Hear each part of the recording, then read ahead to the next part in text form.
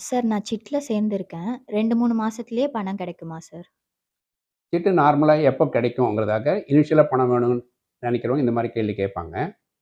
உங்களுக்கு எல்லாரும் தெரியும் சீட்டு எப்படி ஆப்பரேட் பண்ணுறோம்னு சொல்லிட்டு இல்லைங்களா?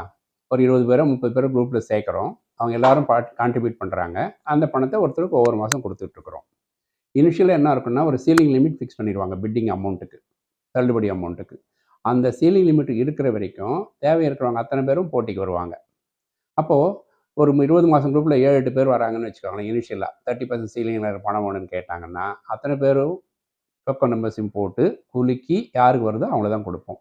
ஸோ டெஃபினட்டாக எனக்கு கிடைக்குங்கிறத நீங்கள் உத்தரவாதமாக எடுத்துக்க முடியாது. சிட் கம்பெனியும் உங்களுக்கு ப்ராமிஸ் பண்ண முடியாது. ஆனால் அந்த பிட் அமௌண்ட் குறைஞ்சிச்சின்னு வச்சுக்கோங்க, 30% சீலிங்லேருந்து குறைஞ்சி போச்சுன்னா ஹையஸ்ட் பிட்டருக்கு பணம் போயிடும். அப்போ நீங்கள் ஹையஸ்ட் பிட்டராக இருந்தீங்கன்னா பணம் கிடைச்சிரும். பொதுவாக எந்த கம்பெனியுமே இந்த பர்டிகுலர் மந்த் உங்களுக்கு கிடைக்கும் கொடுக்குறோன்னு சொல்ல முடியாது.